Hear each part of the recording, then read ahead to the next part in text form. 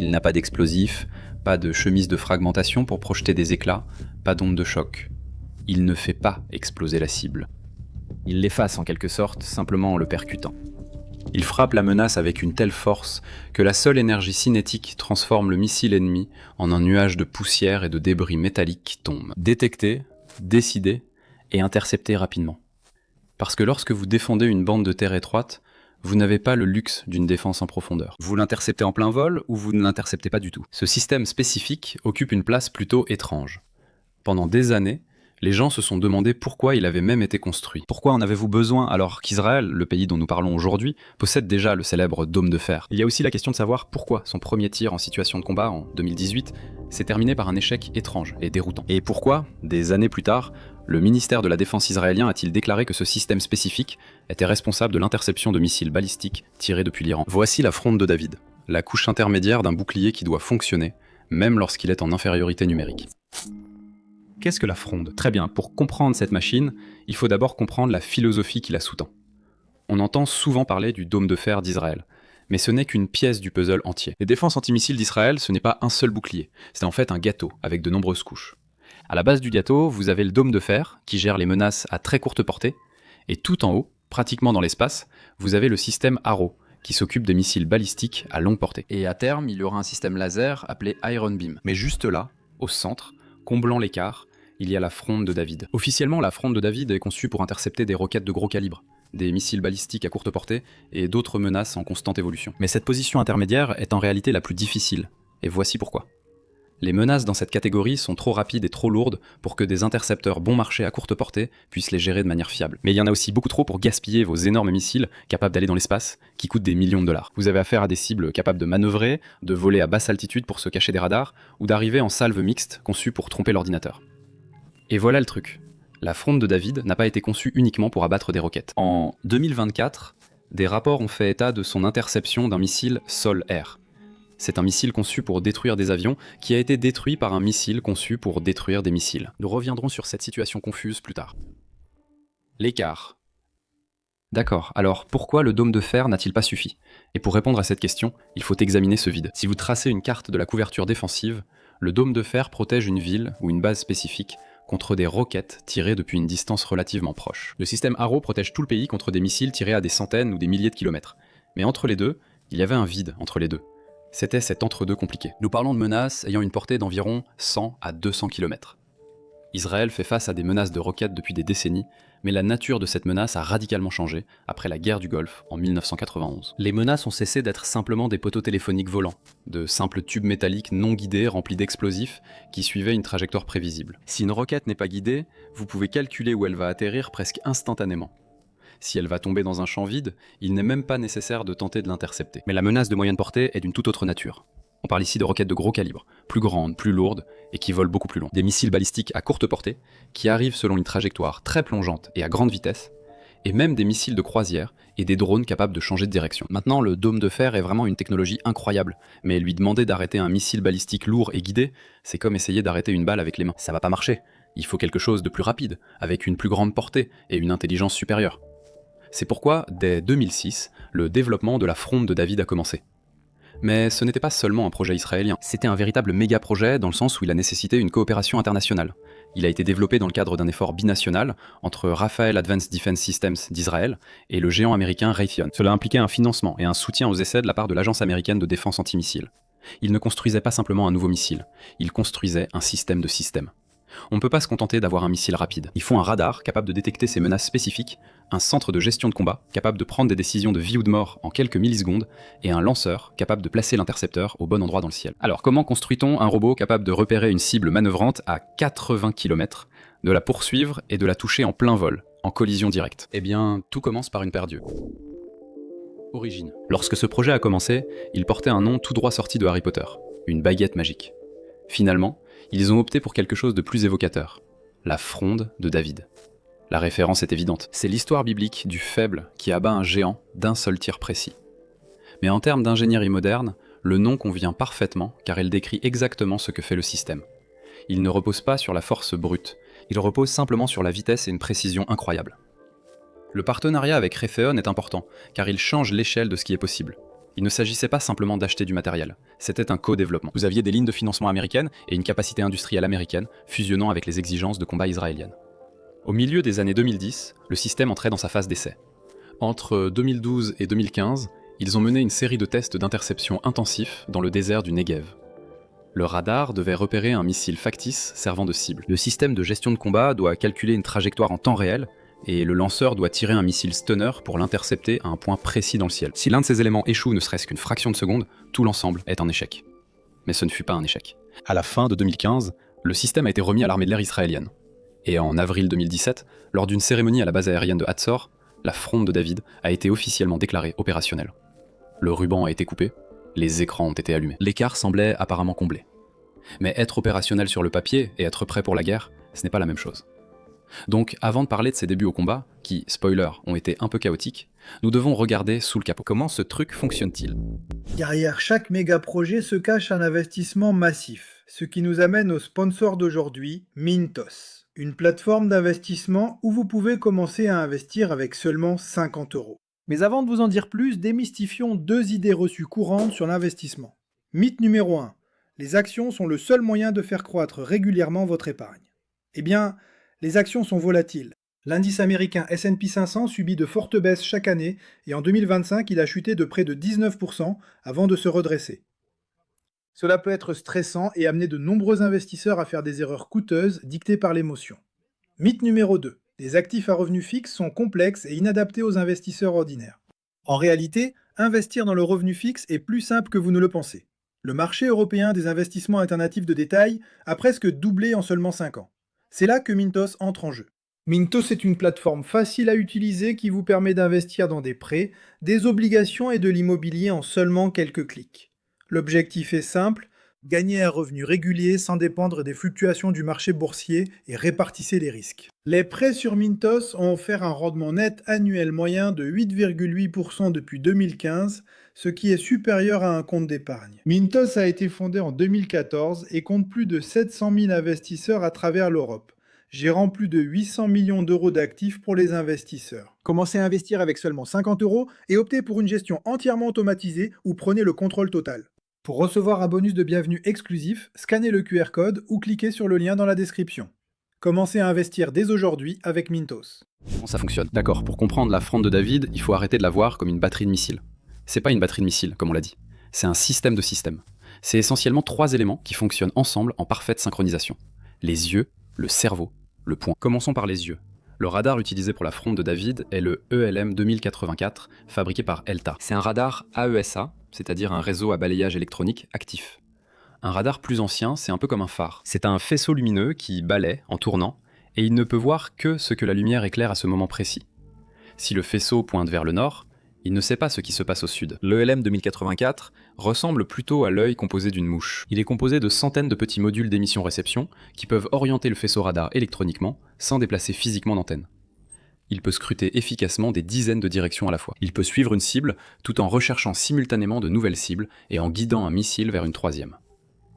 Les caractéristiques de cet appareil sont incroyables. En mode surveillance, il serait capable de suivre jusqu'à 1100 cibles différentes simultanément, à des distances allant jusqu'à 470 km. Et voici un détail clé. Il s'agit de la même famille de radars utilisés par le dôme de fer.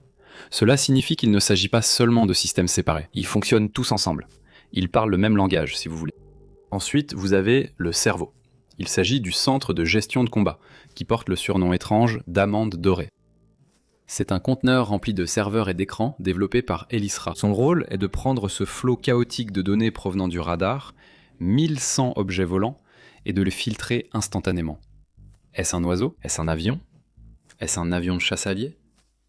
J'allais dire Superman. Ou est-ce un missile balistique tactique syrien en direction de Tel Aviv ? Amande dorée. Qu'est-ce que c'est que ce nom ? C'est tellement... je sais pas pourquoi, mais c'est bizarre. Il doit identifier la menace, calculer où elle va atterrir et décider s'il faut la battre. Si le missile se dirige vers un désert vide, il le laisse passer. S'il se dirige vers une zone habitée, eh bien il ne le fait pas. Il calcule un point d'interception, assigne un lanceur et donne l'ordre de tir. Et cela nous amène au point, l'intercepteur Stunner. C'est la partie du système qui quitte réellement le sol. Si vous regardez une photo du missile Stunner, la première chose que vous remarquerez, c'est le nez. Ça a l'air bizarre, c'est asymétrique, c'est incliné. On dirait un peu le nez d'un dauphin. Et ce n'est pas une erreur aérodynamique. La plupart des missiles, vous voyez, ont un seul capteur. C'est généralement un radar dans le nez. Mais le Stunner utilise un système à double capteur. Il possède un capteur radar pour suivre la cible à travers les nuages et la pluie, et un capteur électro-optique pour repérer visuellement la signature thermique de la cible. Le problème, c'est que si vous mettez ces deux capteurs à l'avant, ils se gênent mutuellement. Alors les ingénieurs ont conçu ce cône de nez incliné, qui rappelle celui d'un dauphin. Cela permet aux deux capteurs d'avoir une vue dégagée sur la cible en même temps, sans se gêner l'un l'autre. Ça a vraiment l'air bizarre. On dirait un dauphin, mais ça fonctionne. Le deuxième tour de force d'ingénierie, c'est le moteur. Le Stunner utilise un moteur fusée à impulsion multiple. La plupart des missiles à propulsion brûlent comme une allumette. Ils s'allument, brûlent tout leur carburant d'une seule traite, puis ils continuent sur leur inertie. Le problème, c'est que si la cible manœuvre à la dernière seconde, un missile en vol libre pourrait ne pas avoir assez d'énergie pour tourner et l'attraper. Le Stunner, lui, ressemble plus à un sprinter. Il déclenche sa première impulsion pour décoller, prendre de la vitesse. Ensuite, son moteur peut s'éteindre, et il peut continuer sur son inertie pour économiser de l'énergie. Quand il s'approche de la cible, dans la phase terminale, il déclenche une seconde impulsion. Cela lui donne une énorme poussée de vitesse et d'énergie juste au moment de l'impact, lui permettant d'effectuer des virages à forte accélération pour poursuivre une cible en manœuvre. Et enfin, il faut parler du mécanisme d'impact direct. Comme je l'ai mentionné dans l'introduction, le Stunner n'a pas d'ogive. C'est un impacteur cinétique. Les anciens missiles antiaériens étaient comme des fusils de chasse. Ils s'approchaient de la cible et faisaient exploser une ogive à fragmentation en espérant que les éclats déchireraient l'avion ou le missile ennemi. La fronde de David, c'est une balle de sniper qui frappe une autre balle. Elle détruit la cible en la percutant physiquement à des vitesses hypersoniques. L'énergie de l'impact est tellement élevée que la cible est vaporisée. L'avantage de cela, c'est que cela garantit que la menace est neutralisée. Avec une ogive à fragmentation explosive, vous pourriez endommager une ogive nucléaire ou chimique, mais pas la détruire. Ce qui signifie qu'elle pourrait toujours tomber sur la ville et exploser. Avec la technique de l'impact direct, vous réduisez l'ogive en poussière dans la haute atmosphère. Donc vous avez un radar qui voit tout, un cerveau qui joue aux échecs en 3D à Mach 5 et une balle guidée qui ressemble étrangement à un dauphin. Les tests étaient tous impeccables. Mais comme tout ingénieur vous le dira, le monde réel a la fâcheuse habitude de mettre à mal les systèmes parfaits. Et lorsque la fronde de David a connu son premier véritable combat en 2018, les choses ne se sont pas vraiment passées comme prévu. Baptême du feu et validation en conditions réelles. En 2018, la fronde de David était installée. Les équipages étaient formés, et la lacune était censée être comblée. Mais comme pour toute machine complexe, la première fois qu'on l'utilise réellement, les choses peuvent devenir un peu étranges. Le 23 juillet 2018, les sirènes ont commencé à retentir dans le nord d'Israël. Le radar du système a détecté 2 missiles syriens, SS-21 Tochka, lancés lors de combats internes en Syrie. L'ordinateur a calculé qu'ils se dirigeaient vers le territoire israélien. Le centre de gestion du combat Golden Almond a pris la décision. C'était le moment. 2 intercepteurs Stunner ont rugi en quittant leur rampe, le baptême du feu du système. Mais alors que les intercepteurs étaient en plein vol, le radar a mis à jour la trajectoire. Les missiles syriens ne franchissaient pas la frontière. Ils allaient s'écraser à l'intérieur de la Syrie, avant la frontière. La menace était terminée. Les intercepteurs ont reçu l'ordre de s'auto-détruire en plein vol pour éviter de tomber sur des zones peuplées. Donc la première fois que la fronde de David a été mise à l'épreuve, elle a tenté le coup, mais sans vraiment faire mouche. Je veux dire, techniquement, c'était un processus de décision réussi, mais visuellement, ça ressemblait un peu à un dysfonctionnement, et pendant des années, c'était la seule version de l'histoire. Un système à $1 milliard, sans aucune destruction confirmée. Mais tout cela a changé en mai 2023. Lors d'une recrudescence du conflit avec des groupes à Gaza, une roquette de gros calibre a été tirée en direction de Tel Aviv. C'était exactement le type de menace intermédiaire pour lequel le système avait été conçu. Cette fois, l'intercepteur ne s'est pas autodétruit, il a touché sa cible. Reuters et d'autres médias ont rapporté qu'il s'agissait de la première interception opérationnelle confirmée du système. Après des années passées sur la touche, la fronde de David était enfin devenue une couche de défense, qui avait réellement rempli son rôle. Mais ensuite, son rôle a commencé à changer. En février 2024, des rapports ont indiqué qu'un drone israélien Hermes 450, un drone de surveillance, survolait le Liban lorsqu'un missile sol-air a été tiré sur lui. Habituellement, on défend un drone en brouillant le missile ou en manœuvrant. Au lieu de cela, la fronde de David a tiré un intercepteur. Pour un système de défense aérienne, abattre un missile de défense aérienne tiré contre un drone au-dessus d'un autre pays, ce qui est assez fou. Bienvenue dans le futur. Donc pour être précis, les rapports indiquent qu'un deuxième missile a été tiré sur le drone peu après, et le drone s'est quand même écrasé. Ce n'était pas un sauvetage parfait, mais cela a prouvé que le système pouvait suivre et toucher des missiles militaires supersoniques et agiles, pas seulement des cibles suivant une trajectoire balistique. Et puis est arrivé avril 2024. C'est à ce moment-là que tout le concept de défense en couche a été mis à l'épreuve ultime, lors d'une attaque directe massive, impliquant des drones, des missiles de croisière et des missiles balistiques. Alors que le système Arrow faisait la une pour avoir géré les menaces spatiales, et que le dôme de fer gérait le volume, la fronde de David opérait à ce niveau intermédiaire crucial. C'était un test de résistance de l'architecture elle-même, prouvant que différents systèmes pouvaient se transmettre les cibles sans faire planter le réseau. En octobre 2024, les attaques étaient devenues encore plus complexes. Comme l'a noté Reuters, les salves suivantes étaient plus importantes et plus sophistiquées, spécifiquement conçues pour mettre à l'épreuve les défenses antimissiles et saturer le radar. C'était un rappel qu'aucun bouclier n'est vraiment impénétrable. Mais la plus grande validation est arrivée récemment, en juin 2025. Pendant des années, on affirmait que la fronde de David pouvait intercepter des missiles balistiques. Mais l'affirmer et le faire sont deux choses différentes. Ensuite, Defense News a rapporté que le ministère de la Défense israélien avait confirmé que la fronde de David avait réussi à intercepter des missiles balistiques tirés depuis l'Iran lors des opérations de ce mois-là. La fronde de David a été conçue pour la couche intermédiaire. Mais en juin 2025, le ministère de la Défense israélien a déclaré qu'elle avait contribué à arrêter des missiles balistiques iraniens. C'est à ce moment-là que la théorie d'ingénierie est vraiment devenue un fait, et il ne compte pas s'arrêter là. Il y a seulement quelques mois, en août 2025, le ministère de la Défense et l'Agence américaine de défense antimissiles ont terminé une nouvelle série de tests de tir réels. Ils ne testaient pas l'ancienne version, ils testaient une nouvelle version logicielle conçue pour les menaces futures. L'économie, les limites et le problème de saturation. Et cela nous amène à une vérité plutôt dérangeante. L'argent. La défense est une guerre de budget. L'attaquant a un avantage massif. L'attaque est généralement moins chère que la défense. Une simple roquette peut coûter quelques milliers de dollars. Un missile guidé sophistiqué va probablement coûter quelques centaines de milliers de dollars. Mais l'intercepteur Stunner, eh bien, selon les estimations du CSIS, il faut compter environ 1 million de dollars à chaque tir. Évidemment, il ne s'agit pas seulement de comparer le coût du missile à celui de la roquette. Vous comparez le coût du missile à celui du gratte-ciel, de la centrale électrique ou du quartier que la roquette va frapper. Dans ce sens, 1 million de dollars, c'est presque une bonne affaire. Mais le problème, c'est pas seulement la valeur, c'est aussi le volume. Même quand vous gagnez, vous dépensez énormément. Si un ennemi tire 100 roquettes bon marché, et que vous tirez 100 intercepteurs à 1 million de dollars chacun, vous pouvez gagner la bataille, mais vous perdez de l'argent à un rythme vraiment difficile à soutenir. Cela mène au problème de saturation. Chaque système de défense, aussi avancé soit-il, a un goulot d'étranglement. Le radar peut détecter 1000 cibles, mais l'ordinateur de contrôle de tir ne peut planifier qu'un nombre limité de solutions par seconde. Et surtout, le lanceur ne peut contenir que 12 missiles. Si suffisamment de menaces arrivent exactement au même moment, le système est submergé. Ce n'est pas vraiment une défaillance de la technologie, c'est simplement une limite de sa capacité. C'est un peu comme un problème d'apocalypse zombie. Peu importe si vous avez une arme parfaite et une visée parfaite, s'il y a 50 zombies et que vous avez un revolver à 6 coups, vous perdez. Votre cerveau se fait dévorer. C'est pourquoi les analystes militaires et des médias comme Reuters nous rappellent constamment qu'aucune défense n'est hermétique. Même avec un taux de réussite de 90% ou 95%, si l'ennemi tire suffisamment de missiles, certains vont passer, et quand les ogives sont grosses, un seul, c'est déjà trop. Cela déplace vraiment l'attention de la technologie magique vers la logistique, qui est bien plus terre à terre. Pouvez-vous fabriquer suffisamment d'intercepteurs ? Pouvez-vous les acheminer vers les lanceurs assez rapidement ? Nous savons grâce au rapport du CSIS que des composants pour le Stunner sont fabriqués à la fois en Israël et aux États-Unis, en utilisant cette immense base industrielle américaine pour assurer la continuité de l'approvisionnement. Les récents tests de mise à niveau en août 2025 ne portaient pas seulement sur les capacités. C'était aussi un signal que les chaînes de production sont actives et en évolution. Mais il existe un moyen de tricher avec les chiffres. Il existe un moyen de briser la malédiction du million de dollars par tir. Et cela implique la prochaine couche du bouclier. Iron Beam. Selon le ministère de la Défense, ce système laser à haute énergie a terminé ses essais et devait devenir opérationnel fin 2025. Il est conçu pour soulager les systèmes cinétiques en brûlant les roquettes et les drones dans le ciel avec un faisceau de lumière. Pourquoi est-ce important ? Eh bien, parce qu'un tir laser coûte simplement le prix de l'électricité nécessaire pour le générer.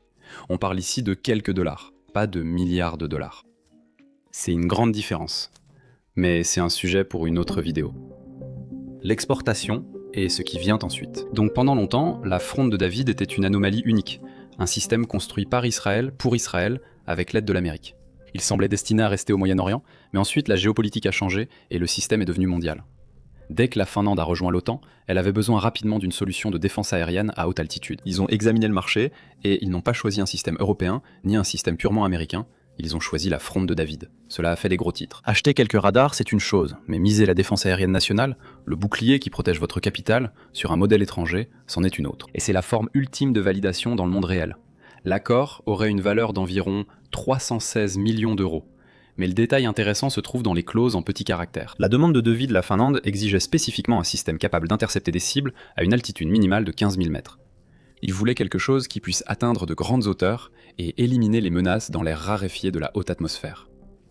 Comme le système a été co-développé avec les États-Unis, Washington a dû approuver l'accord. Lorsque cette approbation a été donnée, cela a marqué la première fois que la fronde de David quittait le sol israélien pour s'installer dans les forêts gelées de Scandinavie. Cela a prouvé que le problème de l'interception en altitude n'est pas seulement un problème israélien, c'est un problème commun. Et la technologie elle-même se diversifie. Les méga-projets, ils aiment bien les retombées, comme vous le savez, et celle-ci est de taille. Raytheon fabrique une variante de l'intercepteur Stunner appelée Skyceptor, ce qui est un nom cool. Le concept est simple.